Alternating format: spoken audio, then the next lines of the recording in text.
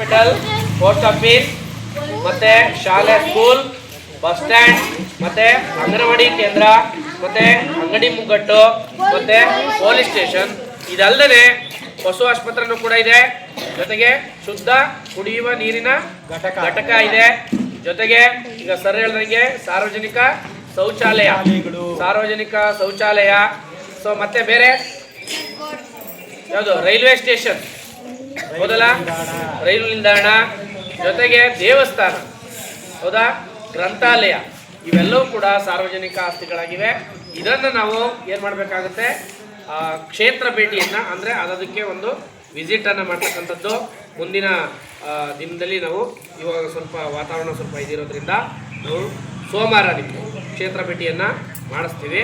So ಅದರಲ್ಲಿ ನನ್ನ ಜವಾಬ್ದಾರಿ ಏನು, ಶಾಲೆ ಇದೆ, ಹಾಸ್ಪಿಟ್ಲ್ ಇದೆ,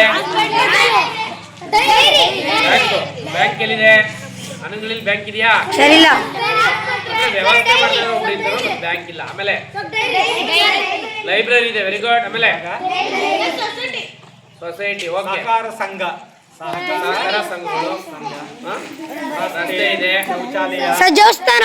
ದೇವಸ್ಥಾನ ಇದೆ, ಜೊತೆಗೆ ಶುದ್ಧ ಕುಡಿಯುವ ನೀರಿನ ಘಟಕ, ಹೌದಲ್ಲ, ಇವೆಲ್ಲವೂ ಕೂಡ. ಬಸ್ ಸ್ಟ್ಯಾಂಡ್ ಇಲ್ಲ, ಬಟ್ ಎಲ್ಲಿ ಅದನ್ನ ಬಸ್ ಸ್ಟ್ಯಾಂಡ್ ಅನ್ಕೊಂಡಿದ್ರ, ಇರ್ಲಿ, ಅದಕ್ಕಿಂತ ಬಸ್ ಸ್ಟ್ಯಾಂಡ್ ನೀವು ಗೇಟ್ ಹತ್ರ ಹೋಗ್ತೀಯಲ್ಲ, ಅಲ್ಲದೆ ನೋಡಿ ಬಸ್ ಸ್ಟ್ಯಾಂಡ್, ಚಿಕ್ಕದು ಮನೆ ತರ ಕಟ್ಟಿಲ್ವಾ, ಅದು ಬಸ್ ಸ್ಟ್ಯಾಂಡ್. ಇದು ನಿಂತ್ಕೊಳ್ಳೋಕ್ಕೂ ಒಂದು ಸ್ಥಳ ಆಗಿದೆ ಅಷ್ಟೇ. ಆದ್ರೆ ಬಸ್ ಸ್ಟ್ಯಾಂಡ್ ನಮ್ಗೆ ಗೊತ್ತಿದೆ. ಈಗ ಸಿಟಿಲಿ ಮಂಡ್ಯ ಬಸ್ ಸ್ಟ್ಯಾಂಡ್ ಹೆಂಗ್ ನೋಡಿದಿರಲ್ಲ, ಬಸ್ಸಿಗೆ ಸ್ಟಾಪ್ ಕೊಡ್ತಾರೆ, ಕುಂತ್ಕೊಳ್ಳಕ್ಕೆ ನಿಲ್ಲೋದಿಕ್ಕೆ ನಿಲ್ದಾಣವನ್ನ ಅಲ್ಲಿ ಮಾಡಿರ್ತಾರೆ.